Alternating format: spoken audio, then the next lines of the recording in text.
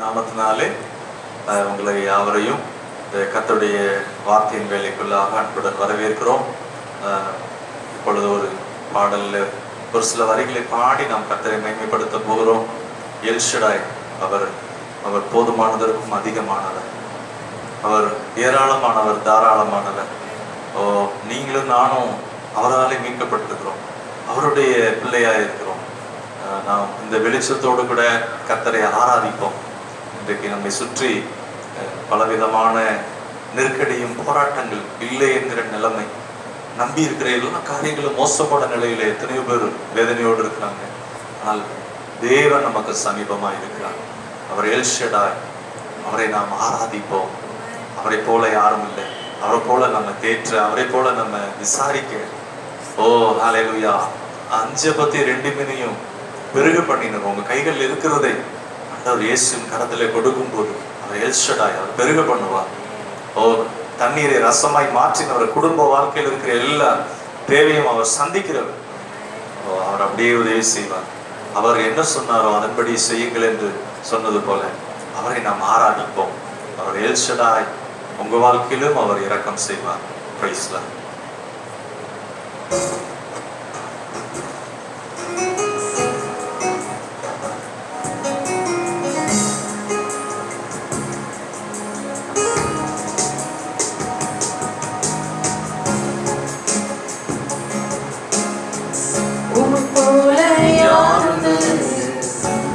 செய்ய நீருண்டு, உம்மை தானே நம்புவேன் என் தேவா. உம்மை போல யாருண்டு, நன்மை செய்ய நீருண்டு, உம்மை தானே நம்புவேன் என் தேவா. உம்மை தான் எந்த வாழ்வில் ஆதாரமாய் நினைத்து உள்ளேன். நீரில்லா எந்த வாழ்க்கை வீணாய்த்தானே போகுதையா. உம்மை தான் எந்த வாழ்வில் ஆதாரமாய் நினைத்து உள்ளேன். நீரில்லா எந்த வாழ்க்கை வீணாய்த்தானே போகுதையா. எல் ஷடாய் ஆராதிப்பேன், எலோகிம் ஆராதிப்பேன், அடோனாய் ஆராதிப்பேன், யெஷுவா ஆராதிப்பேன். எல் ஷடாய் ஆராதிப்பேன், எலோகிம் ஆராதிப்பேன், அடோனாய் ஆராதிப்பேன், யெஷுவா ஆராதிப்பேன். Praise the Lord. ஹல்லேலூயா.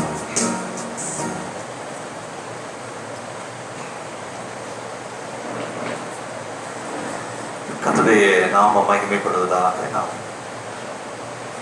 தலைகளை தாழ்த்தி ஜெபிப்போம். சர்வவல்லமையுள்ள பிதாவே, இயேசுவின் நாமத்தினாலே இந்த வார்த்தையின் பகுதிக்காக ஸ்தோத்திரங்க தாவே. மனுஷன் அப்பத்தினாலே மாத்திரமல்ல, தேவனுடைய வாயிலிருந்து வருகிற ஒவ்வொரு வார்த்தையினால் பிழைப்பான் என்று இருக்கிறதே. கர்த்தர் நீங்க அப்படியாக ஒருவரோடு இடைபடும்படியாக ஜெபிக்கிறோம். இயேசுவின் நாமத்தில் பிதாவே, ஆமென்.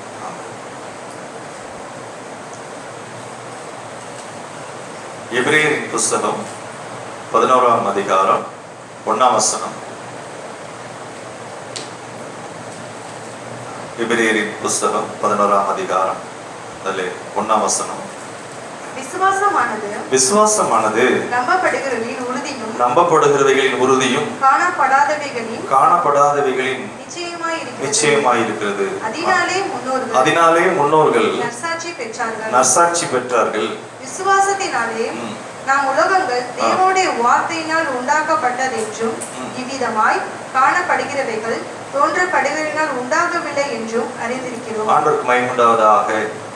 இந்த விசுவாசத்தினாலே அப்படிங்கிறது 3ஆம் வசனத்திலே நாம் உலகங்கள் தேவனுடைய வார்த்தையினாலே உண்டாக்கப்பட்டது என்றும் அப்படின்னு சொல்லப்பட்டிருக்கிறது.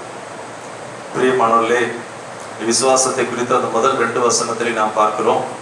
விசுவாசமானது நம்பப்படுகிறவைகளின் உறுதியும் காணப்படாதவைகளின் நிச்சயமாக இருக்கிறது. 2ஆம் வசனத்திலே சொல்லப்பட்டிருக்கிறது, அதனாலே முன்னோர்கள் நற்சாட்சி பெற்றார்கள் என்று நாம் பார்க்கிறோம். ஆபிரகாம், ஈசாக்கு, யாக்கோபு முற்பிதாக்கள் அவங்க அதனாலே நற்சாட்சி பெற்றார்கள்.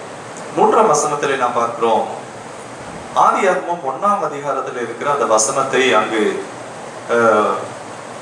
ஞாபகப்படுத்தி அதை எழுதின நிருபத்தின் ஆசிரியர் அவர் அங்கு பழைய ஏற்பாட்டில் இருக்கிற அந்த வசனத்தை கோட் பண்ணுகிறார். விசுவாசத்தினாலே நாம் உலகங்கள் தேவனுடைய வார்த்தையினாலே உண்டாக்கப்பட்டது. அதை நாம் சரியானபடி அதை நாம் விளக்கி சொல்வோமானால், விசுவாசத்தினாலே உலகங்கள் தேவனுடைய வார்த்தையினாலே உண்டாக்கப்பட்டது. திரும்ப அதை நான் சொல்லுகிறேன், விசுவாசத்தினாலே உலகங்கள் தேவனுடைய வார்த்தையினாலே உண்டாக்கப்பட்டது. பிரியமானவர்களே, நீங்களும் நானும் தேவ சாயலாக உண்டாக்கப்பட்டிருக்கிறோம். தேவன் ஆதியாகமம் 1ஆம் அதிகாரத்திலே அங்கு பூமியானது ஒழுங்கின்மையும் வெறுமையுமாய் இருந்தது, ஆழத்தின் மேல் இருள் இருந்தது என்று நாம் பார்க்கிறோம். தேவன் அந்த எல்லா ஒழுங்கின்மையையும் வெறுமையையும் அந்த இருளையும் நீக்கி அவர் அங்கு வெளிச்சத்தை உண்டாக்கினார், ஒழுங்கு உண்டாக்கினார், நிறைவை உண்டாக்கினார். பிரியமானவர்களே, அதே போல நீங்களும் நானும் தேவனுடைய சாயலாக உண்டாக்கப்பட்டிருக்கிற நாம், தேவன் இந்த பூமியிலே அவருக்காக பழுகவும் பெருகவும் இந்த பூமியை நிரப்பவும் தேவன் நம்மை ஏற்படுத்தி இருக்கிறார், நமக்கு அந்த வேலையை கொடுத்திருக்கிறார். ஆகவே இங்கே நாம் பார்க்கிறோம், இவ்விதமாய் காணப்படுகிறவைகள் தோன்றப்படுகிறவைகளால் உண்டாகவில்லை என்று அறிந்திருக்கிறோம். கர்த்தருக்கு மகிமை உண்டாவதாக. அப்போ கண்ணில் பார்க்கிற இந்த பூமி, கண்ணில் பார்க்கிற சூரியன், கண்ணில் பார்க்கிற சந்திரன், மரங்கள், செடிகள் ஒவ்வொன்றும் அது காணப்படாத தேவனாலே, அவருடைய இரக்கத்தினாலும் அவருடைய அன்பினாலும் அவருடைய அனந்த ஞானத்தினாலும், தேவன் சர்வ ஞானியா இருக்கிறபடினாலே ஒவ்வொன்றையும் அவர் ஞானமாக உண்டாக்கி இருக்கிறார். மனுஷனுக்கு என்னது தேவை என்று ஆராய்ந்து முடியாத பெரிய காரியங்களை, அதிசயமான காரியங்களை தேவன் மனுஷனுக்காக ஒவ்வொன்றையும் நேசித்து நேசித்து உண்டாக்கி இருக்கிறார். பிரியமானவர்களே, கர்த்தருடைய நாமம் மகிமைப்படுவதாக. பாருங்க, அப்போ இந்த வார்த்தையின் வல்லமையை நாம் பார்க்கிறோம். தேவன் அவருடைய வார்த்தை எவ்வளவு வல்லமை இல்லது. ஒரு சிலர் சொல்லுவாங்க, தேவ வார்த்தை வல்லமையானதுங்க, நான் சொன்ன அந்த வார்த்தை வல்லமையா இருக்குமா?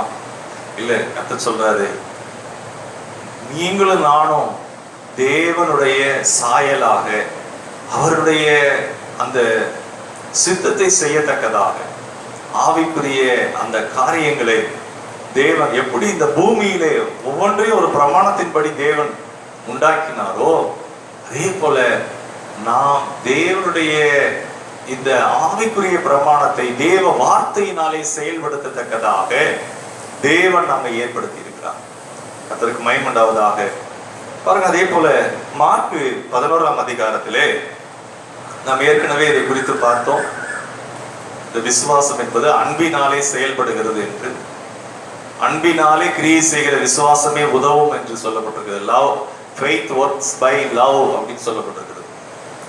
அப்போ அன்பு இல்லாமல் இந்த விசுவாசம் செயல்படாது அப்படின்னு. ஆனா அதுல மலைகள் பெயர்ந்து போகும் என்று சொல்லப்பட்டிருக்கிறது விசுவாசத்தினாலே. அதே போல லூக்கா 17ஆம் அதிகாரம் 5ஆம் வசனத்திலே பார்க்கிறோம், கடுகு விதையளவு விசுவாசம் இருந்தால் காட்டத்தி மரத்தை பார்த்து நீ பெயர்ந்து சமுத்திரத்தில் நடப்பட என்று சொல்ல மரம் என்ன செய்கிறதா, அது உனக்கு கீழ்ப்படியும் என்று சொல்லப்பட்டிருக்கிறது. மரம் உனக்கு கீழ்ப்படியும். பாருங்க, அப்போ எப்படி தேவன் ஆதி ஆகமத்திலே ஒரு பிரமாணத்தை இந்த பூமியிலே வெளிப்படையா காண்பித்தாரோ, பூமி உண்டாகிற காரியங்களிலே, அதே இது ஆவிக்குரிய பிரமாணத்திலேயும் தேவன் அதை ஏற்படுத்தி இருக்கிறார். அதைத்தான் இயேசு கிறிஸ்து சொன்னார், மலைகள் நீ பெயர்க்க முடியும். மலை போன்ற பிரச்சனைகள், மலை போன்ற போராட்டங்கள், மலை போன்ற வியாதி, அநேக கவலைகள், இன்னும் சொல்லப்பட்டிருக்கு காட்டத்தி மரம் வேரோடு புடுங்கப்படும்படியாக.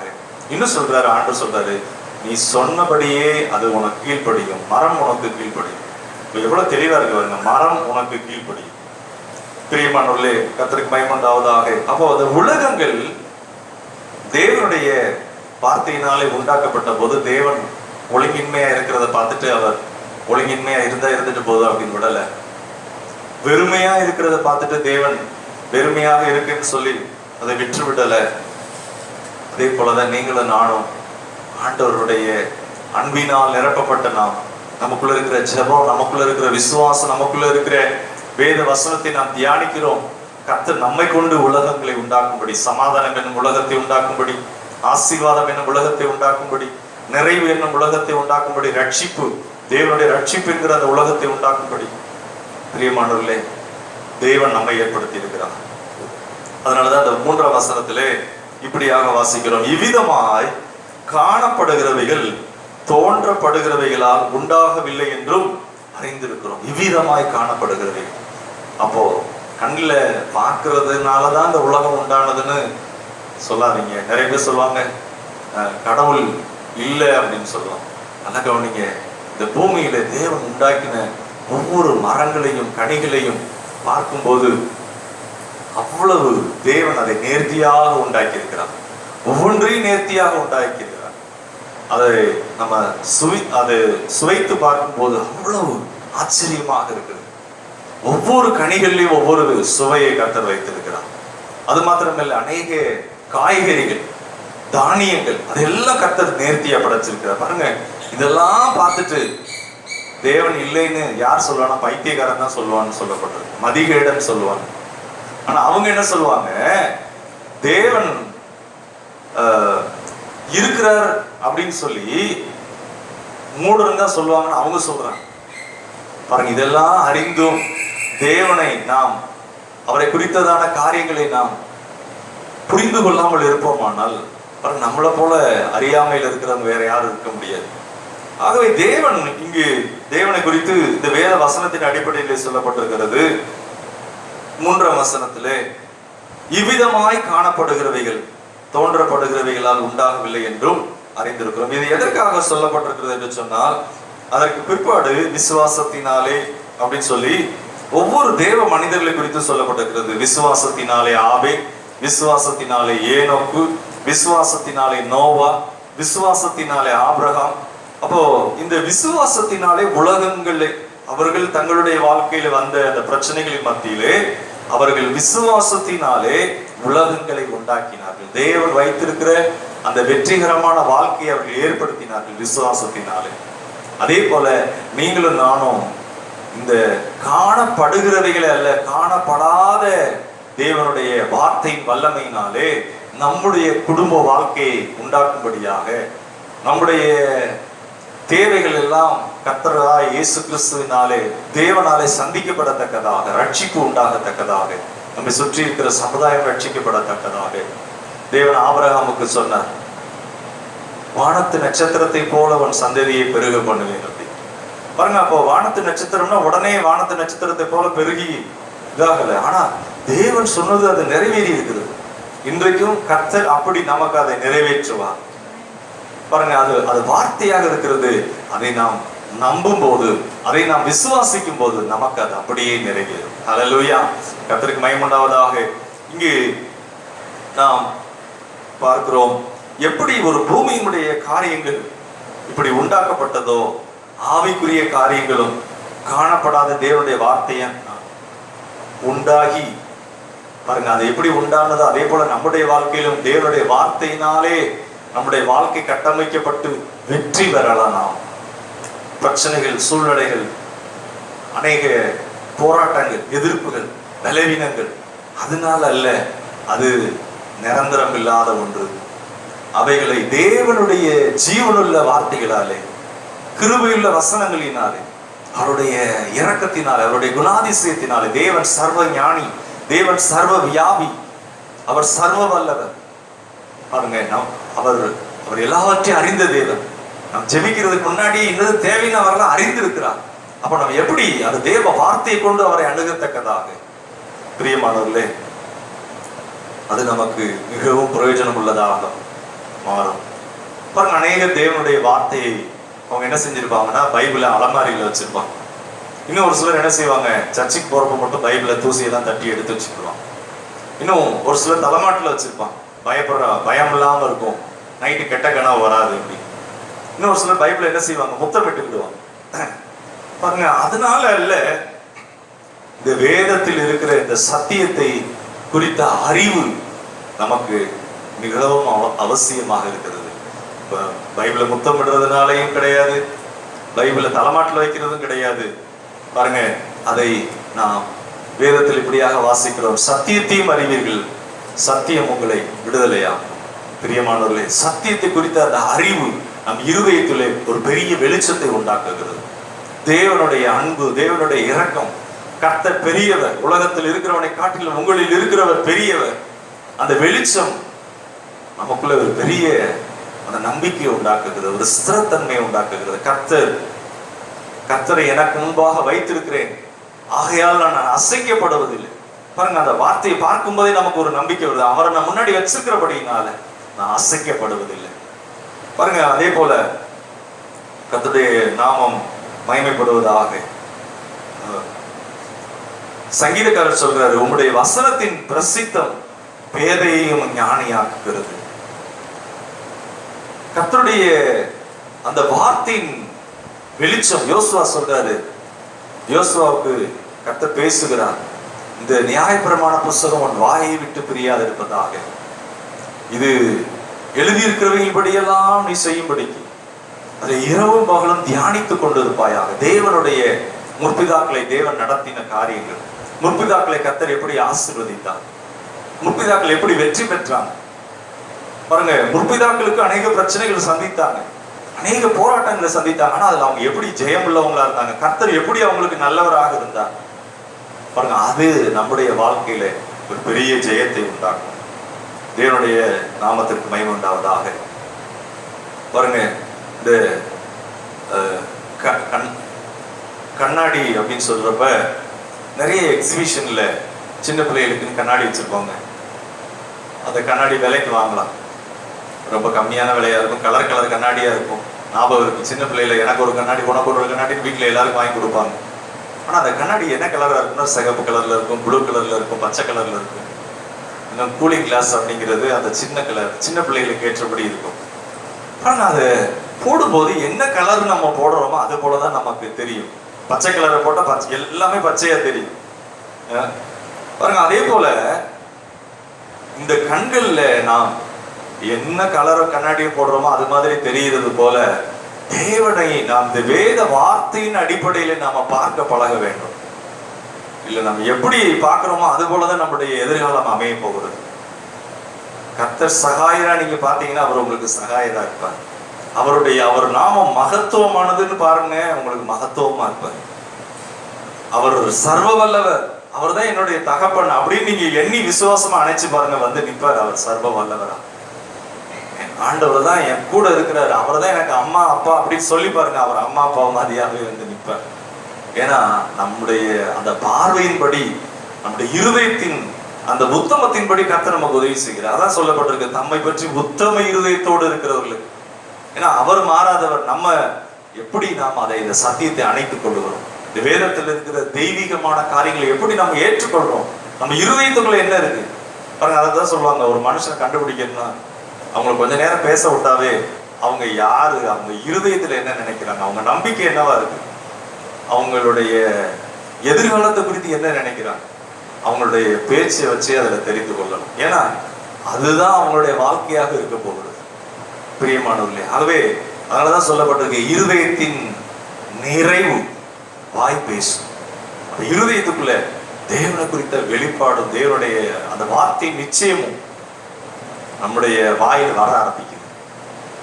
பிரியமானவர்களே, நம்ம போன்ல நல்ல சார்ஜ் இருந்துச்சுன்னா போன் நல்லா ஒர்க் ஆகுது. சார்ஜ் இல்லைன்னு வச்சுக்கோங்க, போன் ஒர்க் ஆகுது. அதே போல இந்த சார்ஜுங்கிறது வசனத்தின் வெளிச்சம் நமக்குள்ள இருக்குமானால் வெற்றிகரமாக இருக்கும். பிரியமானவர்களே, கர்த்தருக்கு மகிமை உண்டாவதாக. பாருங்க, அப்போ பயம் அப்படிங்கிறத குறித்து பார்த்தோம். பயம் என்கிறது ஒரு ஆவிக்குரிய சக்தி.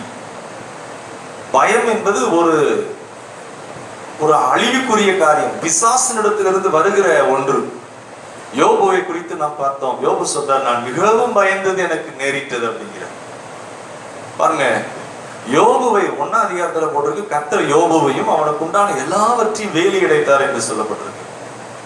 ஆனா கர்த்தர் யோபுவை பாதுகாக்கிறார்.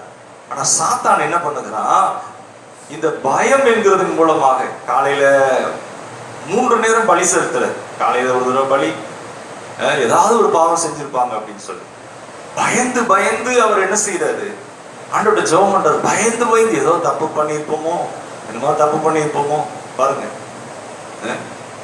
ஆனா அதே யோபு 42ஆம் அதிகாரத்திலே சொல்லப்பட்டிருக்கிறது, யோபுவை கர்த்தர் 2 மடங்கு ஆசீர்வதித்தார். யோபுவை கர்த்தர் 1ஆம் அதிகாரத்திலே ஆசீர்வதிச்சார். ஆனா சாத்தான் என்ன பண்ணா, அவருடைய பிள்ளைகளை எடுத்துக்கொண்டான். அது மாத்திரமல்ல, உடைமைகள் எல்லாம் போனது. அது எதனால என்று சொன்னார், பயந்தபடினாலே. இந்த பயம் என்கிற ஒரு காரியம் அவனுடைய வாழ்க்கையில் எல்லாவற்றையும் இழந்து போகும்படி செய்தது. அப்போ நம்முடைய வாழ்க்கையில பயம் சொன்னா உடனே எல்லாருக்கும் தெரியும், அது நம்ம இருதயத்துல ரொம்ப பதஷ்டமான நிலையில ரொம்ப பயந்து போயிருந்தேங்க. அது ரொம்ப எனக்கு அந்த நேரம் ரொம்ப பயமா இருந்தது, என்ன நடக்கும்னே தெரியல. எல்லாருக்குமே சொல்லுவோம், ஆமா அதை நான் கடந்து வந்தேன், நைட்லாம் எனக்கு தூக்கம் இல்லை, ஒரே வேதனையா இருக்கு பாருங்க. அப்போ இந்த பயம்ங்கிறது எப்படி இருக்கோ அதே போல ஆவிக்குரிய பிரகாரமாய் விசுவாசம் என்பது நம்முடைய வாழ்க்கையை உயர்த்துகிற ஒன்று. விசுவாசம் என்பது நாம் இழந்து போனதெல்லாம் மீட்டுக் கொள்ளுகிற ஒன்று. விசுவாசம் என்பது நம்மை புழுதியிலும் குப்பையிலிருந்து உயர்த்துகிற ஒரு சக்தி. அது தேவனிடத்திலிருந்து வருகிற ஒன்று பாருங்க. அப்போ இந்த விசுவாசம் அப்படிங்கிறது என்னன்னா ஒரு ஆவிக்குரிய வெளிச்சம். அது நல்லா புரியும் வேதத்தை வாசிக்கும் போது, இந்த தேவனை பற்றி நம்ம படிக்கும் போது பாருங்க, அது நமக்கு எல்லாமே புரியும். தேவன் எப்படிப்பட்டவர், அவருடைய குணாதிசயம் என்ன, அதுக்குள்ள நமக்குள்ள வெளிச்சம் வருது. இதை செய்யலாம், இதை செய்யக்கூடாது அப்படிங்கிற அந்த வெளிச்சத்தை கர்த்தர் நமக்குள்ள அந்த பிரகாசத்தை கொடுக்கிறார் பாருங்க. அப்போ எப்படி பூமிக்குரிய பிரமாணங்கள் ஒரு ஒழுங்கின்படி செயல்படுகிறதோ அதே போல ஆவிக்குரிய பிரமாணத்தையும் கர்த்தர், ஆவிக்குரிய பிரமாணம் எப்படி செயல்படுகிறதோ அதை பூமியிலேயே அவர் வெளிப்படுத்துகிறார். அதற்கு உதாரணமாக கலாத்தியர் புஸ்தகம் 6ஆம் அதிகாரம், கலாத்தியர் 6ஆம் அதிகாரம், அதிலே 7ஆம் வசனம் வாசிக்கலாம். மோசம் போகாதிருங்கள், தேவன் தம்மை பரியாசம் பண்ண ஒட்டார். மனுஷன் எதை விதைக்கிறானோ அதையே அறுப்பான்.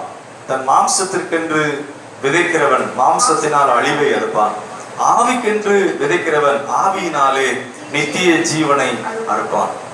கடைசியா சொல்லப்பட்டிருக்கிறது, நாம் 9ஆம் வசனத்துல நாம் தளர்ந்து போகாதிருந்தால் ஏற்ற காலத்தில் அறுப்போம் என்று சொல்லப்பட்டிருக்கிறது. பிரியமானவர்களே, இங்கு அந்த விதைப்பு அறுப்பு என்கிற பிரமாணத்தை குறித்து சொல்லுகிறார். மனுஷன் எதை விதைக்கிறானோ அப்படின்னு சொல்லப்பட்டிருக்கிறது. அப்போ இந்த பூமியில பாருங்க, கையில விதைய வச்சுக்கிட்டே இருக்கலாம். ஒரு விவசாயி விதைய வச்சுக்கிட்டே இருக்கிறார், பத்திரமா வச்சிருக்கிறாரு, தலைமாட்டில் வச்சிருக்கிறாரு, அடிக்கடி அந்த விதையை ஆட்டி பார்த்துக்கிறாரு, விதையை சாமி மாதிரி கும்பிட்டுக்கிறாரு. அதனால எது பிரயோஜனம் இல்லை. ஒருவேளை காட்சிப்படுத்தி இருக்கலாம், என்கிட்ட இவ்வளவு விதை இருக்குன்னு வேணா சொல்லலாம். ஆனா அந்த விதை சொல்லும், எனக்குன்னு ஒரு பிரமாணம் இருக்கிறது. அது என்னவென்று சொன்னா, நீ என்ன ஒரு நல்ல நிலத்துல விதைத்து பாருங்க. அதைத்தான் ஆண்டவர் சொல்றாரு, இருதயம் நல்ல பலன் கொடுக்கிற நல்ல இருதயமாகிய அந்த நிலத்திலே கர்த்தருடைய வார்த்தைகளை விதைக்கும் போது அது 1, 30, 60, 100 பலன் கொடுக்க ஆரம்பிக்கிறது. அந்த விதைக்குள்ள இருக்கிற அந்த பிரமாணமாகிய ஜீவன் பாருங்க, உள்ள இருந்து அது என்ன செய்கிறதுனா மிகுந்த கனிகளை கொடுக்கிறது, ஒரு பெரிய அறுவடையை கொடுக்குது. அதனாலதான் சொல்லப்பட்டிருக்கிறது, நீங்க தளர்ந்து போகாதிருந்தா ஏற்ற காலத்தில், இந்த வசனத்தை பாருங்க, ஏற்ற காலத்தில் அறுப்போம். அப்போ நம்ம எதை விதைக்கிறோமோ ஆண்டவருடைய நாமத்தினால நம்ம ஜீவனை விதைப்போமான குடும்ப வாழ்க்கையிலே, பிள்ளைகளுடைய காரியங்களிலே, சமுதாயத்திலே, ஆண்டவருக்காக ஆத்துமா ஆதாயம்க்குரிய காரியங்களில், ஆத்துமாவை கர்த்தரை நடத்துகிற காரியங்களில். இன்னைக்கு அநேகர் எப்படி இருக்கிறாங்கன்னா, சுகபோக பிரியரா இருக்கிறாங்க, பணப்பிரியராக இருக்கிறாங்க. அவங்களுடைய சொந்த காரியமாக இருந்துவிட்டு அன்பு இல்லாதபடி இருக்கிறாங்க பாருங்க. ஆனால் பிரியமானவர்களே, இந்த அன்பை நம்ம பார்க்கலாம், இயேசு கிறிஸ்துவுக்குள் பார்க்கலாம். அதனாலதான் எபேசியர் 3ஆம் அதிகாரத்திலே 1ஆம் அதிகாரத்திலே சொல்லப்பட்டிருக்கிறது, கிறிஸ்துவின் அன்பு அறிவு கட்டாத அன்பு. இந்த அன்பு இல்லை என்றால் நாம் ஒன்றுமே இல்லை பிரியமானவர். தேவன் அவருடைய அன்பை எப்படி வெளிப்படுத்தினார் என்று சொன்னார், அவருடைய குமாரனுக்குள்ளாக அந்த அன்பை வெளிப்படுத்தினார். அந்த அன்பை அவர் இன்வெஸ்ட் பண்ணுகிறார், விதைக்கிறார். ஒரு பெரிய அறுவடை உண்டாகிறது. அநேக குமாரர்கள், அநேக கிறிஸ்துவுக்குள் இருக்கிறவர்கள், இவர்கள் கிறிஸ்தவர்கள். அது தேவ அன்பு அங்கு வெளிப்பட ஆரம்பிக்கிறது பிரியமானவர்களே. ஆண்டவர் நம்மையும் சொல்லுகிறார், நாம் ஆதாமுடைய சுபாவத்தோடு, விழுந்து போன ஆதாமுடைய சுபாவத்தோடு விதைக்கிறோமா? ஜென்ம சுபாவம் இல்ல இயேசு கிறிஸ்துவுக்குள்ளாக நாம் இருக்கிறோமா? பாருங்க, தேவன் அவருடைய குமாரனை எப்படி விதைத்தார் என்று சொன்னார், அன்பு. நமக்காக அவர் பலியாக தன் குமாரனை ஒப்பு கொடுத்தார். அங்கு என்ன நடக்குது என்று சொன்னால், தேவன் அவருடைய குமாரனை அங்கு விதைக்கிறார். பிரியமானவர்களே, ஒரு பெரிய அறுவடை உண்டாகிறது. இன்றைக்கு உலகம் எங்கும் அவருடைய நாமத்தை சேவிக்கிறவர்கள் நம்பிக்கையோடு, இம்மைக்கு மறுமைக்காக நீங்களும் நானும் அப்படி ஒரு நம்பிக்கையோடு இருக்கிறோம். ஹல்லேலூயா, கர்த்தருக்கு மகிமை உண்டாவதாக. அதனாலதான் சொல்லப்பட்டிருக்கு, தளர்ந்து போகாதிருந்தால் ஏற்ற காலத்தில் அறுப்போம். உங்களுடைய பிரயாசத்துக்கு பலன் உண்டு பிரியமானவர்களே. நீங்கள் ஆண்டவரை சேவிக்கிற ஒவ்வொன்றை கர்த்தர் பார்க்கிறார். நீங்கள் கிறிஸ்துவுக்குள்ளான அன்பை பார்க்கிறார். அவர் நல்லவர், அவர் உங்களை ஆசீர்வதிப்பார். நாம் இன்னும் பார்க்கிறோம், இதை குறித்து நாம் வாசிக்கலாம். ரோமர் 1ஆம் அதிகாரத்திலே தேவனுடைய அந்த அவற்றிலிருந்து எப்படிலாம் நமக்கு இந்த ஆசீர்வாதங்கள், தேவனுக்குள்ள என்னவெல்லாம் கர்த்தர் நமக்காக அந்த வெளிச்சத்தை வைத்திருக்கிறார் என்று நாம் அதில் பார்க்கலாம். ரோமர் 1ஆம் அதிகாரம், அதில் 19ஆம் வசனம். ரோமர் 1:19. தேவனை குறித்து அறியப்படுவது தேவனை குறித்து அறியப்படுவது அவர்களுக்குள்ளே வெளிப்பட்டிருக்கிறது. தேவனே அதை அவர்களுக்கு வெளிப்படுத்தி இருக்கிறார். பாருங்க, தேவனை குறித்து அறியப்படுவது அவர்களுக்குள்ளே வெளிப்பட்டிருக்கிறது. தேவனே அதை அவர்களுக்கு வெளிப்படுத்தி, யாரும் சொல்ல முடியாது, ஆண்டவர் குற்றம் சொல்ல முடியாது. எனக்கு தேவனை பத்தி யாருமே சொல்லல. ஆண்டவர் அவர் ஒவ்வொருவரோடும் பேசி கொண்டிருக்கிறார். சூரியன் மூலமாக, மரங்கள் மூலமாக, பறவைகள் மூலமாக.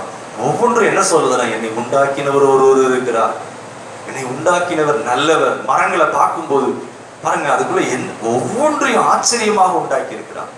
இன்னும் சொல்லப்பட்டிருக்கு 20ஆம் வசனத்துல, எப்படி என்றால் காணப்படாதவைகளாகிய, பாருங்க இந்த விசுவாசமே இங்கதான் இருக்கு, காணப்படாதவைகளாகிய அவருடைய நித்திய வல்லமை, தேவத்துவம் என்பவைகள் உண்டாக்கப்பட்டிருக்கிறவைகளினாலே உலகம் உண்டானது முதற்கொண்டு தெளிவாய் காணப்படும். ஆதலால் அவர்கள் போக்கு சொல்ல இடமில்லை. அப்ப தேவனை யாரும் என்ன சொல்ல முடியாது, தெரியாதுன்னு சொல்லவே முடியாது. தேவனுடைய குணாதிசயம், தேவனை சேவித்த பரிசுத்தவான்கள் முற்பிதாக்களுக்கு தேவன் நல்லவராக இருந்தார். தேவன் அவர்களை ஆசீர்வதித்தார். ஆபிரகாமை ஆசீர்வதித்தார், ஈசாக்கை ஆசீர்வதித்தார். அதெல்லாம் ஏன் ஆவியானவர் எழுதி வைத்திருக்கிறார்? அவரை நேசிக்கிற உங்களையும் அவர் ஆசீர்வதிப்பார். உங்களை கொண்டு கர்த்தர் தேசத்தை ரட்சிப்பார். நீங்க இருக்கிற இடத்துல கர்த்தர் அந்த ரட்சிப்பை தருவார். குடும்பம் ரட்சிக்கப்படும். குடும்பத்தில் இருக்கிற அந்த இருள் வெறுமை நீங்கும். பிரியமானவர்களே, அதற்காக தான் தேவனுடைய அந்த குணாதிசயங்களை குறித்து சொல்லப்பட்டிருக்கிறது. 19ஆம் வசனத்திலே நாம் பார்க்கிறோம், தேவனை குறித்து அறியப்படுவது. தேவனை அறிந்து நாம் அந்த அன்பை மறைத்து வைத்திருக்கிறோமா? இரக்கத்தை மறைத்து வைத்திருக்கிறோமா? தேவனுடைய வல்லமையை சொல்லாமல் இருக்கிறோமா?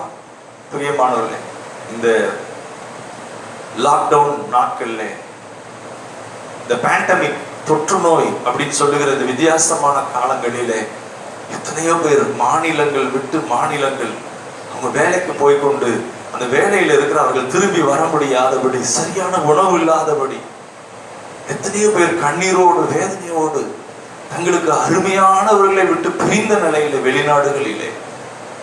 பாருங்க, ஒன்றே ஒன்று, தேவன் நம்மோடு இருக்கும் போதுதான் நமக்கு இந்த பாதுகாப்பு, அவரை குறித்த அறிவு தான் நமக்கு உதவுகிறது. நிறைய இடங்களிலே வயதானவர்களுக்கு உடம்பு முடியலன்னா அவங்க போகிறதுக்கு வண்டி வாகனங்கள் இல்லை. இரவு நேரமான அந்த பகுதியில வாகனங்கள் இல்லை. எத்தனை ஹாஸ்பிட்டல் மூடி இருக்கு, டாக்டர்ஸ் இல்லை, அங்க சகாயம் இல்லை. ஆனா வேதம் சொல்லுகிறது, நீ பயப்படாதே. இன்னும் கர்த்தர் சொல்றார், நானே உன் பரிகாரி, நானே உன் பரிகாரி. நான் உன் அப்பத்தையும் தண்ணீரையும் ஆசீர்வதிப்பேன், வியாதியை உன்னிலிருந்து விலக்குவேன் என்று கர்த்தர் சொல்றார். இன்னும் சொல்றார், நான் கர்த்தர், நான் மாறாதவன். எல்லாம் மாறலாம். இன்னைக்கெல்லாம் பஸ் போச்சு, இன்னைக்கு ட்ரெயின்லாம் போச்சு, இன்னைக்கு ஃபிளைட்லாம் போச்சு, இன்னைக்கு போகல, மாறிடுச்சு. இந்த ரோடு ஒரே டிராபிக்கா இருக்குமே, ரோட கிராஸ் பண்ணவே முடியாது. இந்த ஹைவேஸ் ரோடு இன்னைக்கு பார்த்தா அது அமைதியா கிடக்கு. சாயந்தரம் ஆனாலும் இருட்டா இருக்கு, ஆள் நடமாட்டம் இல்லை. ஆனால் கர்த்தர் மாறாதவர், வானத்தையும் பூமியும் உண்டாக்கின கர்த்தர் மாறாதவர். வானமும் பூமியும் ஒளிந்து போகும், ஆனா கர்த்தர் சொல்றார், என் வார்த்தைகள் ஒளிந்து போகாது என்று சொல்லுகிறார். தேவனுடைய நாமத்திற்கு மகிமை உண்டாவதா. பாருங்க, அப்போ ஒரு சிலர் என்ன சொல்லுவாங்கன்னா, தேவன் படைத்ததெல்லாம் நம்ம யூஸ் பண்ணணும், ஆனா அதை அனுபவிக்க கூடாது அப்படிம்பாங்க. இல்ல, தேவன் ஆதாம் ஏவாளுக்கு அந்த தோட்டத்தை உண்டாக்கின போது, இந்த தோட்டத்திலே பாருங்க கர்த்தர் என்ன பண்ணார்னா, அற்புதமாக எல்லாவற்றையும் உண்டாக்கினார். அநேக கனிகள், அநேக பாருங்க அங்கு தாவரங்கள், காய்கறிகள், தானியங்கள், இதெல்லாம் மனுஷனுக்கு உண்டாக்கினார். ஒவ்வொன்றும் ஒவ்வொரு விதமான ஆச்சரியமான காரியமாக இருக்கிறது. பழங்கள்ல பாருங்க, கிர்னி பழம்னு ஒரு பழம் இருக்கு, அதை சாப்பிடும்போது அவ்வளவு சுவையா இருக்கு. மாம்பழத்துல அத்தனை வெரைட்டிஸ் இருக்கு. மீன்ல பார்த்தா அத்தனை விதமான சுவை இருக்கிறது. மீன்ல ஒவ்வொரு மீன்லயும் ஒவ்வொரு விதமான சுவை. தானியங்கள், அது மாத்திரமல்ல, மாநிலத்துக்கு மாநிலம், ஊட்டியில ஒரு விதமான பழம் இருக்கு, சிறுமலைக்கு போனா அங்க ஒரு விதமான பழங்கள் இருக்கு. ஆச்சரியமாக இருக்கிறது. அன்றைக்கு சிறுமலைக்கு போயிருந்தோம், அவங்க இதுதான் சந்தன மரம்னு சொன்னாங்க. அந்த மரத்தை பார்க்கறப்ப ஆச்சரியமா இருக்கு. இங்க அந்த மரம் விளையல, ஆனா அங்க விளையுது. இன்னொரு மரத்தை சொன்னாங்க, இதுலதான் அந்த பட்டை, பிரியாணிக்குரிய பட்டை இருக்கு அப்படின்னு சொல்லி, அந்த மரத்துல இருந்து அந்த பட்டையை பிச்சு பார்க்கறப்ப அதே நறுமணம். தேவன் மனுஷனுக்கு எவ்வளவு எவ்வளவு ஆச்சரியமாக உண்டாக்கி இருக்கிறார். யோசிச்சு பாருங்க. அதெல்லாம் நம்ம சொன்ன நம்ம நினைப்போம், இதெல்லாம் தேவையா மனுஷனுக்கு அப்படின்னு. இல்ல, கர்த்தர் நல்லவர், கர்த்தர் நல்லவர் என்பதை அவர் தம்முடைய படைப்புகளிலே அதை வெளிப்படுத்தி இருக்கிறார். நீங்களும் நானும் அவரை சேவிக்கிற நாம் பாக்கியவான்கள், ஆசீர்வதிக்கப்பட்டவர்கள்.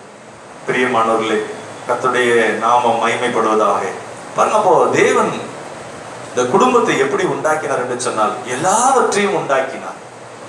உண்டாக்கிட்டு கடைசியாக மனுஷனை அவர் பாருங்க, அந்த மனுஷனுக்கு, ஆதாமுக்கு ஏற்ற துணையை கர்த்தர் உண்டாக்கினார். எல்லாவற்றையும் உண்டாக்கிட்டார்.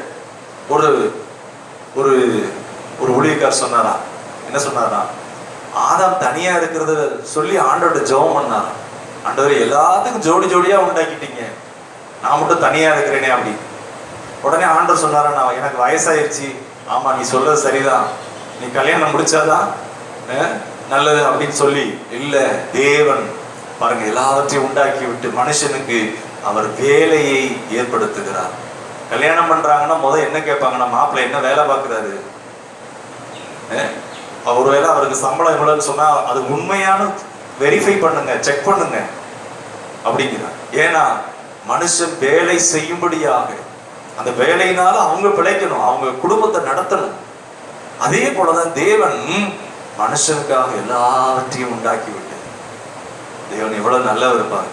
அவர் மறந்துடல. பிறகு ஆதாமுக்கு அயர்ந்த நித்திரையை வர பண்ணி, ஆதாமுடைய விலா எலும்பிலிருந்து கர்த்தர் ஏவாளை உண்டாக்கினார். பாருங்க, ஆதாம் சொல்றாப்புல, ஆண்டவர் சமூகத்துல சொல்றாரு, இவள் என் எலும்பில் எலும்பும் என் மாம்சத்தில் மாம்சமாயிருக்கிறார். அதனாலதான் போட்டிருக்கு, இவர்கள் இது முதற்கொண்டு ஒன்றாயிருப்பார்கள். அதுதான் தேவனுடைய பிரமாணம். இந்த பிரதர் ஏதோ ஒரு ஃபேமிலியில இருந்து வந்திருப்பார், இந்த சகோதரி ஒரு ஃபேமிலியில இருந்து வந்திருப்பாங்க. ரெண்டு பேரும் தேவனுடைய பிரமாணத்தின்படி அவர்கள் ஒரே சரீரமாய் இருக்கிறார்கள். பாருங்க, தேவன் எவ்வளவு காரியங்களை திட்டம் பண்ணி இருக்கிறார். ஆண்டவருக்கு மகிமை உண்டாவதாக. பாருங்க, அப்போ எல்லாவற்றையும் உண்டாக்கிட்டு ஆதாம் ஜெபம் பண்ணல. ஆண்டவருக்கு தெரியும் எப்ப கரெக்டா அந்த காரியத்தை கொடுக்க வேண்டும் என்று தெரியும். உங்க குடும்பத்தை பற்றி அவருக்கு தெரியும், உங்களுடைய தனிப்பட்ட வாழ்க்கை அவருக்கு நன்கு தெரியும். கர்த்தர் உங்களை ஆசீர்வதிப்பார். அவர் நல்லவர். இன்றைக்கு உங்களை குறித்த அற்புதமான திட்டங்களை வைத்திருக்கிறார், நல்ல எதிர்காலங்களை வைத்திருக்கிறார். அவர் ஒரு நாளும் யாருக்கும் துரோகம் பண்ண மாட்டார். நாம் அதை நம்ப விசுவாசிக்க வேண்டும். பிரியமானவர்களே, இன்னொரு வசனத்தை நாம் வாசிக்கலாம். 2 கொரிந்தியர் 4ஆம் அதிகாரம் 17ஆம் வசனமும் 18ஆம் வசனமும். 2 கொரிந்தியர் 4ஆம் அதிகாரம் 17, 18. மேலும் காணப்படுகிறவைகளை அல்ல, மேலும் காணப்படுகிறவைகளை அல்ல, காணப்படாதவைகளை நோக்கி இருக்கிற, காணப்படாதவைகளை நோக்கி இருக்கிற நமக்கு அதிசீக்கிரத்தில் நீங்கும் லேசான நம்முடைய உபத்திரவம், லேசான நம்முடைய உபத்திரவம் மிகவும் அதிகமான நித்திய கனமகிமையை உண்டாக்குகிறது. இங்கு இதை குறித்து நாம் வாசிக்கும் போது 13ஆம் வசனத்துல இப்படியாக சொல்லப்பட்டிருக்கிறது, விசுவாசித்தேன் ஆகையால் பேசினேன் என்று எழுதியிருக்கிறபடி நாங்களும் அந்த விசுவாசத்தின் ஆவியை உடையவர்களாய் இருந்து விசுவாசிக்கிறபடியால் பேசுகிறோம். பாருங்க, அப்போ அந்த விசுவாசம் பேசுறது அப்படிங்கிறதுலாம் ஏதோ பொய்யான காரியம். இது என்ன பேசினா நடந்துருமா? இல்லைங்க, தேவன் அப்படி உங்களையும் என்னையும் அப்படி உண்டாக்கி இருக்கிறார். இந்த ரகசியத்தை நாம் அறிந்து கொள்ள வேண்டும். உங்களுடைய இருதயத்துக்குள்ள எந்த அளவு விசுவாசம் இருக்கிறதோ அதுதான் நமக்கு உங்க வாழ்க்கையாக அமைய போகிறது. உங்கள் இருதயத்துல எந்த அளவு பயம் இருக்கிறதோ, எந்த அளவு பயந்து இருக்கிறீங்களோ, அந்த பயம் என்பது உங்களை மேற்கொள்ள போகிறது. அதனாலதான் ஆண்டவர் சொன்னாரு, பாருங்க, பயப்படுகிறவன் அன்பில் பூரணப்பட்டவன் அல்ல. நம்ம ஆண்டவரை பயந்துகிட்டு ஆண்டவரோட இருந்துகிட்டு பயந்து இருப்போமானா ஆண்டவர் நம்ம கூட இருக்க மாட்டார். ஆண்டவரும் இருக்கிறாருங்க, ஆண்டவரை தேடுறேன், ஆனா சந்தேகமா இருக்குங்க, அவருடைய வார்த்தை எல்லாம் சந்தேகமா இருக்குங்க, மற்றவங்களுக்கு செய்வார் எனக்கு செய்வாரா அப்படிங்கிறது சந்தேகமா இருக்குங்க. பாருங்க, அதைத்தான் போட்டிருக்கு, பயப்படுகிறவன் அன்பில் பூரணப்பட்டவன் அல்ல, அன்பிலே பூரணப்பட்டவன் அல்ல. பிரியமானவர்களே, கர்த்தருடைய நாமம் மகிமைப்படுவதா. இங்கு இந்த 13ஆம் வசனத்துல பவுல் அப்போஸ்தலர் சொல்றாரு, என்று எழுதி இருக்கிறபடி, the written word of God, வேதத்தில் எழுதி இருக்கிறபடி. அவர் பழைய ஏற்பாட்டில் இருக்கிறதை எடுத்து சொல்லுகிறார். பழைய ஏற்பாட்டில் அதை அறிந்து கொண்ட தேவ மனிதன் தாவீது சொல்றாரு, விசுவாசித்தேன் ஆகையால் நான் பேசினேன். அதே இங்க பவுல் திரும்ப எடுத்து கோட் பண்ணுகிறார். பழைய ஏற்பாட்டில் சொன்ன காரியத்தை, தாவீது சொன்னதை அவர் திரும்ப சொல்லுகிறார். என்ன சொல்லுகிறார் என்று சொன்னார், விசுவாசித்தேன் ஆகையால் பேசினேன். அப்ப தேவன் எப்படி பேசினாரோ, மனுஷனுக்கு இரக்கத்தையும் அன்பையும் தயவையும் ஒவ்வொன்றையும் ஆயத்தப்படுத்தி அதை அப்படியே பேசினாரோ, அதே போலதான் இங்கு பவுல் அப்போஸ்தலரும் அதை உறுதிப்படுத்தி சொல்லுகிறார்.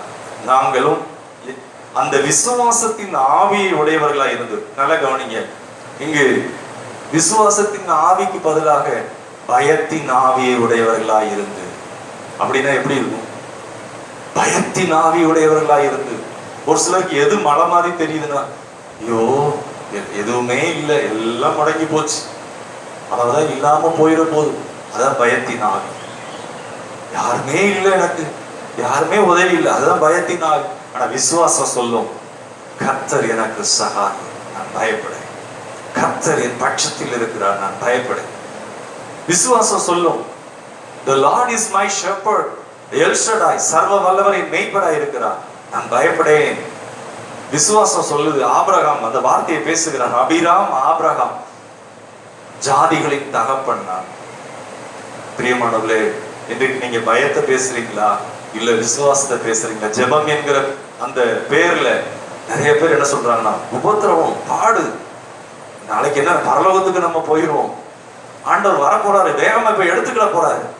பாருங்க, நம்ம வாயில தாறுமாறா பயன்படுத்தக்கூடாது.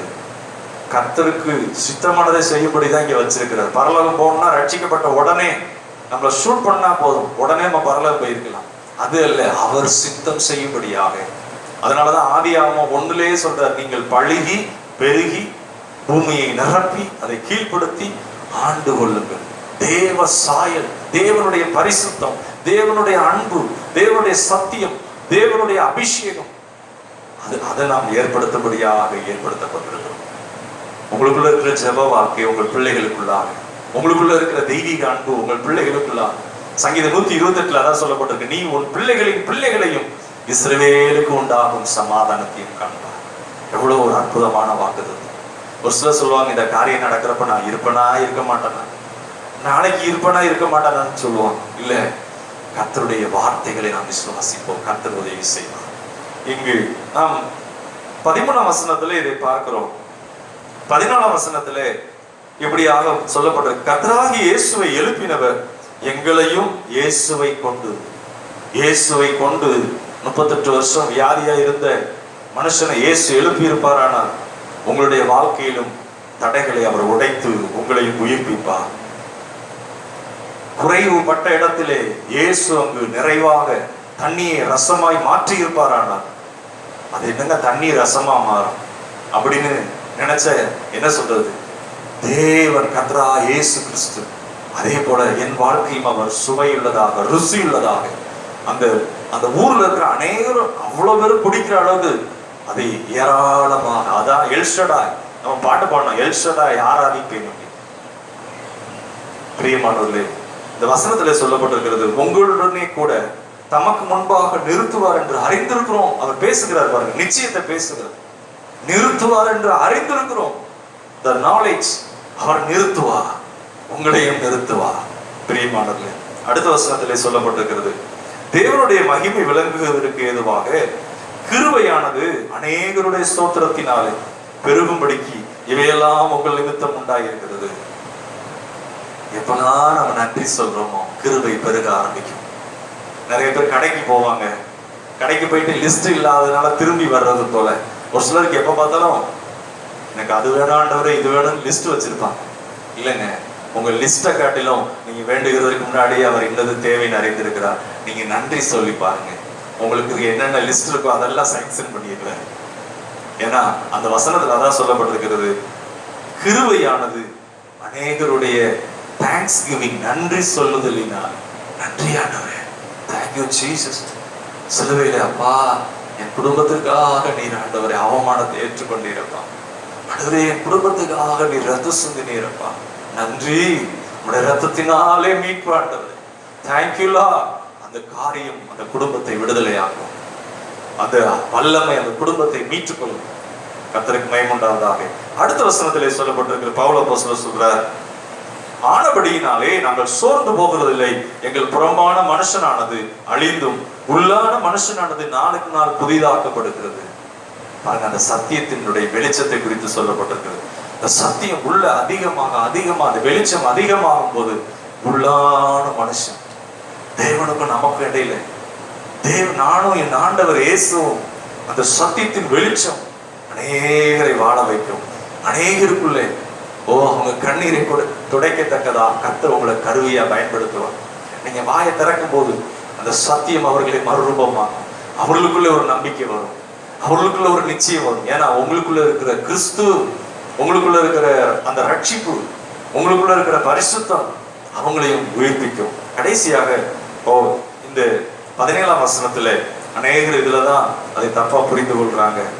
பாருங்க, இந்த வசனத்துல என்ன சொல்லப்பட்டிருக்குன்னா, மேலும் காணப்படுகிறவைகளே அல்ல காணப்படாதவைகளை நோக்கி இருக்கிற நமக்கு அதை சீக்கிரத்தில் நீங்கும் லேசான நம்முடைய உபத்திரவம் மிகவும் அதிகமான நித்திய கனமகிமை உண்டாக்குகிறது. பாருங்க, டாக்டர்கிட்ட போனோன்னே நிறைய காரியங்கள் அவர் என்ன சொல்லுவார்னா, நீங்க தைரியமா இருங்க, ஒண்ணும் இல்லை, சரியாயிரும், இந்த மாத்திரையை சாப்பிடுங்க, ஒரு 2 நாள்ல நல்லாயிரும் அப்படின்பா. பாருங்க, அவங்களுக்கு என்ன கொடுப்பாங்கன்னா அந்த நிச்சயத்தை சொல்லுவாங்க. இந்த இதுல இருக்கிற அந்த உபத்திரவத்தை ஹைலைட் பண்ணி பேசுவாங்க. உபத்திரம், இயேசு கிறிஸ்து அப்படின்னா உபத்திரவம். இங்க என்ன சொல்லப்பட்டிருக்குன்னா, அது சீக்கிரத்தில் நீங்கும் இந்த லேசான உபத்திரவம். லேசான உபத்திரவம் அதிகமான நித்திய கனமகிமையை உண்டாக்குகிறது. அதிகமான நித்திய கனமகிமை. அப்போ பாருங்க, இதுதான் சொல்றாங்க, இந்த விசுவாசம் அப்படிங்கிறது இந்த பைபிள் அதுதான் நம்பவே முடியல. காணப்படுறத பேசக்கூடாது அப்படிங்கிறாங்க. விசுவாசத்துல நம்ம இருக்கிறோம் அப்படின்னா என்னன்னா, காணப்படுறது வியாதி இருக்குன்னா அதையே பேசிக்கிட்டு இருக்க கூடாது. குடும்பம் ரட்சிக்கப்படலை அதையே பெருசா பேசி ஹைலைட் பண்ணக்கூடாது. காணப்படாத அவருடைய வாக்கு தத்தங்கள், காணப்படாத உலகத்திலே அவருடைய வல்லமை, அவருடைய மீட்பு, அவருடைய ரட்சிப்பு அது நமக்கு சமீபமாக இருக்கிறது. அதான் இங்க வந்த வசனத்துல சொல்லப்பட்டிருக்கிறது, 18ஆம் வசனத்துல, ஏனெனில் காணப்படுகிறவைகள் அனித்தியமானவைகள். பாருங்க, அப்படின்னா இன்னும் சிலர் அதை பரியாசம் பண்றாங்க. எப்படின்னா, நரகத்துல இருந்துகிட்டு பரலோகம் பரலோகம் சொன்னா பரலோகம் ஆயிருமா? இல்லை, நம்ம அப்படி சொல்லலை. ஒருத்தவங்க கஷ்டப்படுறப்ப அது மறுதலிக்க சொல்லலை, பொய் சொல்லலை. ஆனா அந்த சத்தியத்தின் வெளிச்சம், தேவனை குறித்த அறிவு, பாருங்க, அதுதான் சரியானது. பிரச்சனையே ஹைலைட் பண்ணி பிரச்சனையவே பேசிக்கொண்டிருந்தா எதுவும் மாறாது. பாருங்க, பிரச்சனையை பேசிட்டு இருந்தா மாற போறது இல்லை. சத்தியம் தான் விடுதலை ஆகும். கர்த்தர் சத்தியத்தின் அடிப்படையில தான் விடுதலையை தருகிறார். சத்தியத்தையும் அறிவீர்கள், சத்தியம் உங்களை விடுதலை ஆகும்.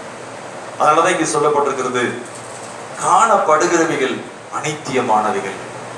காணப்படுகிறவைகள், இன்றைக்கு இருக்கிற குறைவு, இன்னைக்கு இருக்கிற ஒரு விதமான போராட்டம், இன்னைக்கு இருக்கிற எல்லா விதமான காரியங்கள் தாமதமாகலாம். அது அனித்தியமானது, நிரந்தரம் கிடையாது. அதை மலமாதி பார்த்து சோர்ந்துடாதீங்க. அங்கு சொல்லப்பட்டிருக்கிறது காணப்படாத உலகத்தில் இருக்கிற தேவனுடைய வாக்குத்தத்தங்கள். ஆண்டவர் சொல்றார், நிச்சயமாகவே உன் பெயரை நான் பெருமைப்படுத்துவேன். ஆபிரகாமுக்கு சொல்றார், நிச்சயமாகவே நான் உன்னை ஆசீர்வதிப்பேன். பூமியில் உள்ள வம்சங்கள் எல்லாம் உனக்குள் ஆசீர்வதிக்கப்படும். நான் உனக்கு சொன்னதை செய்யும்படவும் நான் உன்னை கைவிடுவதில்லை.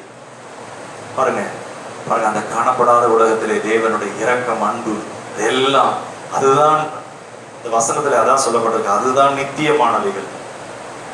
ஸ்தோத்திரம். அதனால இன்றைக்கு நமக்கு வருகிற ஒரு சில காரியங்கள் நிரந்தரமானது கிடையாது. யோவான் 9ஆம் அதிகாரத்திலே ஒரு பிறவி குருடன் சுகம் அடைவான். அது நிறைய பேர் கேட்பாங்க, இது இவன் செய்த பாவமா இல்லை இவன் பெற்றோர் செய்த பாவமா அப்படி. அந்த மதவாதிகள் அதை எப்படி நோட் பண்றாங்க பாருங்க. அதுக்கு ஒரு காரணத்தை பிறப்பிக்கும்படியா, பெற்றோர்னால அப்படின்னு. ஆனா ஆண்டவர் சொல்றாரு, தேவனுடைய மகிமை இவனிடத்தில் வெளிப்படும்படி இவன் பிறவி குருடனாய் பிறந்தான். இன்றைக்கும் உங்களுக்குள்ள இருக்கிற இயேசு கிறிஸ்து மூலமாய், அவர் இயேசு கிறிஸ்து குறித்த அந்த அறிவின் மூலமாக உங்க குடும்பத்திலே கர்த்தர் ஒரு மகிமையை வெளிப்படுத்துவார். உங்க குடும்பத்திலே கர்த்தர் அவருடைய வல்லமையை வெளிப்படுத்துவார். அது ரீசன்ஸ் தேடும்படியாக அல்ல. அவன் கேட்கிறாங்க, நீ பிறவி குருடனா இருந்தது, ஆண்டவர் இயேசுகிட்ட கேட்கிறாங்க, யார் செய்த பாவம்? ஆண்டவர் சொல்றாரு, தேவ மகிமை வெளிப்படும்படியா. இந்த வார்த்தையை கேட்டுக்கொண்டிருக்கிற உங்க வாழ்க்கையில தேவ மகிமை வெளிப்படும். இயேசு கிறிஸ்து மூலமாக, அவர் மூலமாக. ஆண்டவர் சொல்றார், வருத்தப்பட்டு பாரம் சுமக்கிறவர்கள் நீங்கள் எல்லாரும் என்னிடத்தில் வாருங்கள், நான் உங்களுக்கு இளைப்பாறுதல் தருவேன். நான் உங்களுக்கு, ஆண்டவர் சொல்றேன், நான் உங்களுக்கு இளைப்பாறுதல் தருவேன். ஆண்டவருக்கு மகிமை உண்டாவதாக. ஒரே ஒரு சம்பவத்தை வாசித்து நாம் ஜெபம் பண்ணி முடிக்கலாம். கர்த்தருக்கு மகிமை உண்டாகட்டும். பாருங்க, போட்டோ எடுக்கிறாங்க. போட்டோல அந்த பிரிண்ட்ங்கிறது எப்படி இருக்குது என்று சொன்னால், நாம் இதுக்கு ஒத்த வசனத்தை வாசிக்கலாம். 2 கொரிந்தியர் 4ஆம் அதிகாரம் 19ஆம் வசனம் வாசிக்கலாம். ஏனெனில் காணப்படுகிறவைகள் அனித்தியமானவைகள், காணப்படாதவைகளோ நித்தியமானவைகள். ஏனெனில் காணப்படுகிறவைகள் அனித்தியமானவைகள், காணப்படாதவைகளோ நித்தியமானவைகள். ஆண்டவருடைய நாமத்திற்கு மகிமை உண்டாவதாக. இந்த போட்டோ எடுக்கிறப்ப பாருங்க, அந்த போட்டோ ரொம்ப அழகா இருக்கு. பின்னாடி ஒரு நல்ல கார்டன், அது ஒரு ஹில்ஸ் மாதிரி இருக்கு. அவங்களாம் அந்த டேபிள்ல உட்காந்து ஃபேமிலியா உட்காந்து சந்தோஷமா பேரண்ட்ஸ் அவங்க பிள்ளைகளோட சாப்பிட்றாங்க. அந்த போட்டோ பார்க்கும்போது எப்படி இருக்கு அப்படின்னா, ரொம்ப அழகா இருக்கு. அதை ஒரு லென்ஸை வச்சு ரொம்ப உத்து பார்க்குறப்ப டாட்டா நிறைய இருக்கும். ஒரு 2000 டாட் இருக்கும். அதெல்லாம் சேர்ந்து அந்த படமா மாறி இருக்கு. ஆனா அந்த படத்துக்கு பதிலாக ஒரு விபத்துல அநேகர் மரித்து போகிறது போல, அல்லது ஒரு இடத்துல தீப்பிடித்து எரியும் போது அநேகர் அங்கு இறந்து விடுகிறது போல, அப்படி ஒரு படம் இருக்குமானால் பாருங்க, இந்த பைபிள்ல என்ன படம் இருக்கோ, கர்த்தர் என்ன படத்தை காண்பிக்கிறாரோ அதுதான் நம்முடைய வாழ்க்கையாக இருக்கணும். அதுதான் நம்ம எண்ணமாக மாற வேண்டும். தவறான படத்தை உள்ள கொண்டு போய் வைக்கக்கூடாது. அது நம்முடைய வாழ்க்கையாக அமைந்து விடும். அதனாலதான் ஆண்டவர் சொன்னார், அவன் இருதயத்தின் எண்ணங்கள் எப்படியோ, நினைவு எப்படியோ அப்படியே அவன் இருக்கிறான். எல்லாம் கெட்டு போச்சு அப்படின்னா எல்லாமே கெட்டு போயிடும் பிரியமானவர்களே. அதனாலதான் சங்கீதக்காரர் சொல்றார், கர்த்தாவே என் வாயின் வார்த்தைகளும், கர்த்தாவே என் வாயின் வார்த்தைகளும் என் இருதயத்தின் தியானமும் உடைய சமூகத்திலே பிரதியாய் இருப்பதாக. பாருங்க, நாம கூட அடிக்கடி ஜெபம் பண்ணோம், ஆண்டவரே என் வாயின் வார்த்தைகளும் இருதயத்தின் தியானமும் உடைய சமூகத்திலே பிரதியாய் இருக்கணும். இந்த நல்ல மேய்ப்பன் சொல்லி சில்ட்ரன்ஸ் இதுக்குரிய எடுத்து இந்த வாரம் போட்டிருக்கிறாங்க. நாமும் கூட சொல்லணும். அங்க சொல்லப்பட்டிருக்க நல்ல மேய்ப்பன், நல்ல மேய்ப்பன் ஆடுகளுக்காக தன் ஜீவனையே கொடுக்கிறான். இயேசு ஆண்டவர் சொன்னார், நானே நல்ல மேய்ப்பன். இந்த சங்கீதக்காரர் சொல்றாரு, கர்த்தரின் மேய்ப்பராய் இருக்கிறார், நான் தாழ்ச்சி. நாம சொல்லலாம், பெரியவங்க சொல்லலாம், வாலிபர்கள் சொல்லலாம். என்ன சொல்லலாம்? கர்த்தர் என் மேய்ப்பராய் இருக்கிறார். நல்ல மேய்ப்பனாகிய கர்த்தர், கர்த்தராகிய இயேசு கிறிஸ்து எனக்காக இரத்தத்தை சிந்தினவர், எனக்காக பாவத்தை சுமந்தவர், எனக்காக தண்டிக்கப்பட்டவர், என்னுடைய பலவீனங்களை எல்லாம் சுமந்தவர். வாலிப பிராயத்துல அநேக போராட்டங்கள் இருக்கலாம், சொல்லலாம், நல்ல மேய்ப்பனாகிய இயேசு என் மேய்ப்பராய் இருக்கிறார், நான் தாழ்ச்சி அடையே. அது என்ன சுபாவங்களா இருந்தாலும் அந்த சுபாவத்திலே அவர் ஒரு விடுதலையை கொடுப்பார். இன்னும் சங்கீதக்காரர் சொல்றார், என் பாத்திரம் நிரம்பி வழிகிறது. எங்க பரிசுத்தம் இருக்கோ அங்கதான் ஆசீர்வாதம் இருக்கும், எங்க பாவம் இருக்கோ அங்கு மரணம் இருக்கும். பாவம் மரணத்தை பிறப்பிக்கும், பாவத்தின் சம்பளம் மரணம். நம்ம சொல்லலாம், நல்ல மேய்ப்பனாகிய இயேசு அவர் என்னை புல்லுள்ள இடங்களிலே மேய்ப்பார்.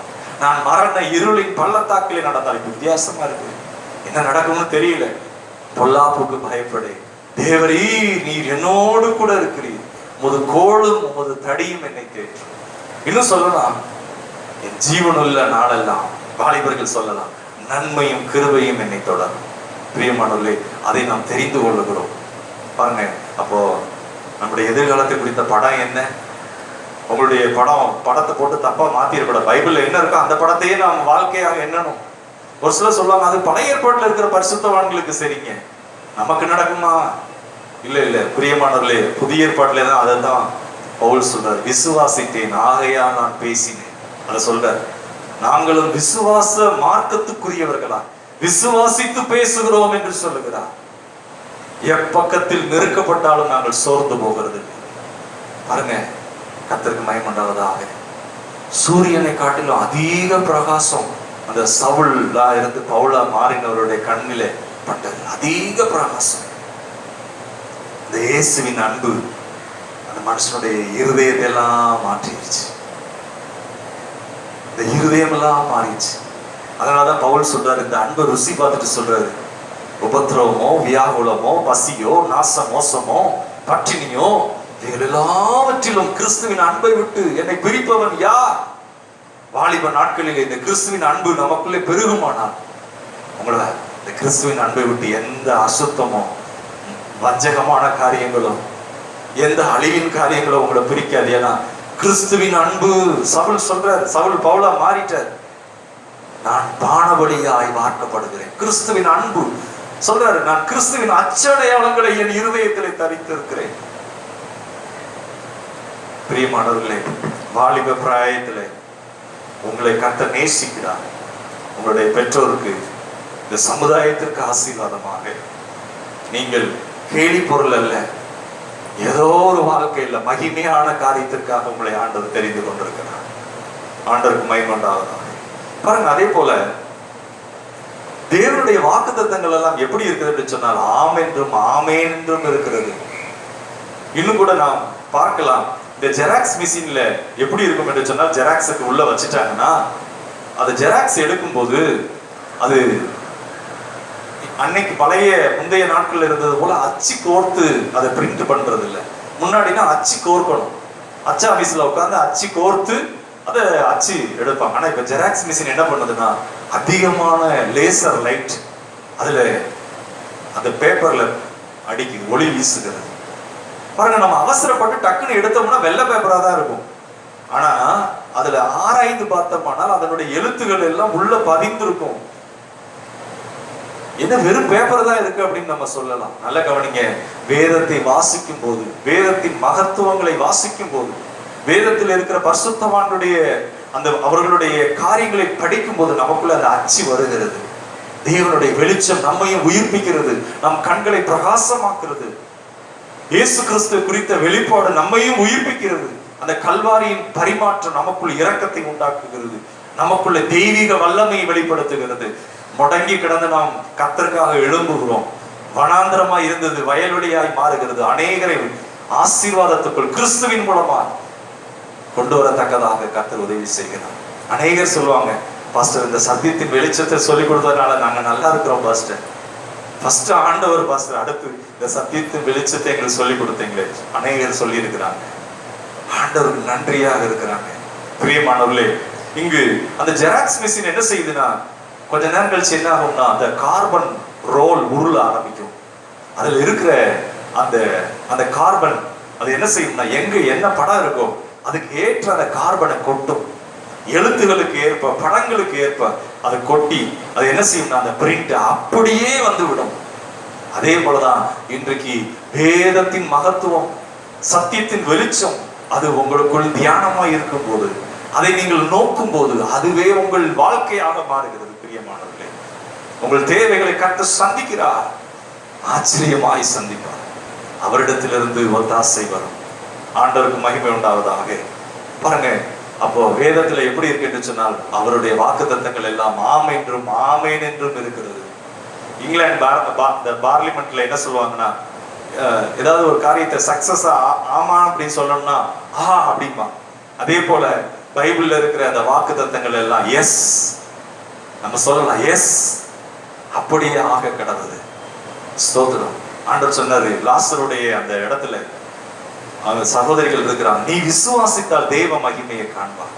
கர்த்தருக்கு மகிமை உண்டாவது. இன்றைக்கு நம் சூழ்நிலைகளை வைத்து அல்ல, காணப்படாத அவருடைய மகத்துவங்கள், அவருடைய வல்லமை, அவருடைய இரக்கம், அவருடைய தயவு, அவருடைய அதிசயமான காரியங்கள், அதிலிருந்து நமக்கு ஒத்தாசை வரும். பிரியமானவர்களே, கர்த்தர் உங்களையும் அப்படி ஆசீர்வதிப்பார், உங்கள் தேவைகளை எல்லாம் சந்திப்பார். அவருடைய நாமம் மகத்துவமானது. அவர் ராஜாதி ராஜா. அவர் மகத்துவமான காரியங்களை உங்களுக்கு செய்வார். நாம் ஜெபிப்போம். நாம் இருக்கிற இடங்களிலே எழுந்து நின்று ஆண்டவரை நாம் ஸ்தோத்திரிப்போம். நீங்கள் வீடுகளில் இருந்தாலும் இந்த வார்த்தையை கேட்டுக்கொண்டிருக்கும் போது கர்த்தர் இந்த வார்த்தையின்படி உங்களையும் ஆசீர்வதிப்பாராக. ஸ்தோத்திரங்கத்தா, ஸ்தோத்திரங்கத்தா, ஸ்தோத்திரங்கத்தா. நன்றி ராஜா, நன்றி ஆண்டவரே. ஸ்தோத்திரங்கத்தா. ஹல்லேலூயா, ஹல்லேலூயா, ஹல்லேலூயா, ஹல்லேலூயா. ஸ்தோத்திரங்கத்தாவே. பாட்டு பாடணும். வைத்தீரே முற்றுப்புள்ளியே. ஓ ஹல்லேலூயா. என் கண்ணீர் கவலைகள் எல்லாம் அதற்கு ஒரு முடிவு உண்டாக்கினீரே ஆண்டவரே. ஓ ஸ்தோத்திரம். கைகளை தட்டி நான் பாடுவேன், அது உங்கள் வாழ்க்கையாய் மாறட்டும். நாம் ஜெபிப்போம். ஸ்தோத்திரம் ஆண்டவரே, ஸ்தோத்திரம். ஹல்லேலூயா, ஹல்லேலூயா, ஹல்லேலூயா. ஸ்தோத்திரங்கத்தாவே. ஆண்டவரே, நம்முடைய பிள்ளைகள் ஆங்காங்கே வீடுகளிலே ஆண்டவரே இந்த வேலையிலே ஜெபம் பண்றாங்கப்பா. இந்த வார்த்தை கேட்கிற வேலையிலேயே கர்த்தர் ஒவ்வொருவரையும் நீ பலப்படுத்துவீராக. அவருடைய குறைவெல்லாம் நீங்குவதாக. நல்ல எதிர்காலத்தை கர்த்தர் தருவீராக. கையின் பிரயாசங்களை ஆசீர்வதிப்பீராக. ஆண்டவரே, உங்களுடைய வல்லமை, உங்களுடைய மகத்துவம் வெளிப்படட்டும் ஆண்டவரே.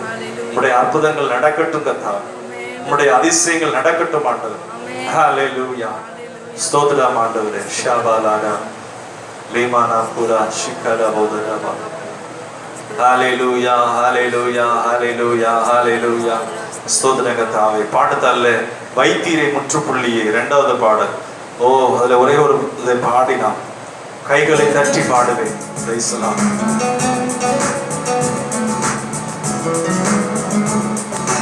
சந்தோஷமாக பாடலாம். கர்த்தர் நம்மை ஆசீர்வதிப்பாராக. வைத்தீரே முற்றுப்புள்ளியே, என் கஷ்ட நஷ்டங்களுக்கு வைத்தீரே முற்றுப்புள்ளியை. கஷ்ட நஷ்டங்களுக்கு இனி கண்ணீர் இல்லை, கவலை இல்லை, சந்தோஷம் என் வாழ்விலே. இனி கண்ணீர் இல்லை, கவலை இல்லை, சந்தோஷம் என் வாழ்விலே. கைகளை தட்டி பாடுவேன், பாடி கொண்டாடுவேன், நல்லவர் என்று பாடிடுவேன். கைகளை தட்டி பாடுவேன், பாடி கொண்டாடுவேன், கர்த்தர் நல்லவர் என்று பாடிடுவேன். கைகளை தட்டி பாடுவேன், பாடி கொண்டாடுவேன், கர்த்தர் நல்லவர் என்று பாடிடுவேன். கைகளை தட்டி பாடுவேன், பாடி கொண்டாடுவேன், கர்த்தர் நல்லவர் என்று பாடிடுவேன். ஹல்லேலூயா. கல்வாரியிலே அவர் நமக்காக எல்லா தீமைக்கும் எல்லா பிரச்சனைகளுக்கும் ஒரு முடிவு உண்டாக்கினார். Thank you Lord. நன்றி ஆண்டவரே. ஆண்டவரே, இந்த வார்த்தை கேட்டுக்கொண்டிருக்கிற ஒவ்வொருவரையும் உம்முடைய நாமத்தினாலே பலப்படுத்துவீராக. இந்த வார்த்தையின் வெளிச்சம் ஆண்டவரே, வசனத்தின் வெளிச்சம் அவர்களை உயிர்ப்பிக்கட்டும் கர்த்தாவே. மலைகளை பெயர்க்கத்தக்கதாக ஓ மரங்கள் வேரோடு, காட்டத்தி மரம் வேரோடு பிடுங்கப்பட்டு ஓ நடப்படத்தக்கதாக. ஹல்லேலூயா. சமுத்திரத்தின் ஆழத்திலே நடப்படத்தக்கதாக ஓ மரம் கீழ்ப்படியும் என்று எழுதியிருக்கிறது. ஹல்லேலூயா. இந்த வேதத்தின் ரகசியங்களுக்காக ஸ்தோத்திரம் கர்த்தா, மகத்துவங்களுக்காக ஸ்தோத்திரம் கர்த்தா. Thank you Jesus. ஒவ்வொருவரையும் ஆசீர்வதிப்பீரா ஆண்டவரே. நாங்கள் ஆராதிக்கிற எங்கள் தகப்பன் சர்வ வல்லவர், போதுமானதற்கும் அதிகமானவர், குறைவெல்லாம் நீக்குவீராக. கண்ணீரோடு இருக்கிறவர்களுக்கு ஆண்டவரே, வேதனையோடு இருக்கிறவர்களுக்கு அந்த வேதனை இல்லாதபடி, ஆண்டவரே துன்பம் இல்லாதபடி உங்களுடைய இரக்கம் உண்டாகட்டும், உங்களுடைய வல்லமை உண்டாகட்டும் கர்த்தா. ஆசீர்வதிப்பீரா. சமாதானம் நதியை போல புரண்டு ஓடட்டும். அப்படி செய்கிறதற்காய் நன்றி ஆண்டவரே. எல்லா மகிமையும் உமக்கு செலுத்துகிறோம். இயேசுவின் நாமத்தில் ஜெபிக்கிறோம் நல்ல பிதாவே. ஆமென், ஆமென். என் ஆத்துமாவே கர்த்தரை ஸ்தோத்திரி, என் முழு உள்ளமையுள்ள பரிசுத்த நாமத்தை ஸ்தோத்திரி. என் ஆத்துமாவே கர்த்தரை ஸ்தோத்திரி, அவர் செய்த சகல உபகாரங்களையும் மறவாதே. நம்முடைய கர்த்தராகிய இயேசு கிறிஸ்துவின் கிருபையும் பிதாவாகிய தேவனுடைய அன்பும் பரிசுத்த ஆவியானுடைய அன்யோன்ய ஐக்கியமும் வழிநடத்தலும் சமாதானமும் ஆறுதலும் நம் அனைவரோடும் இன்றும் என்றும் சதா காலம் இருப்பதாக. ஆமென். God bless you. Praise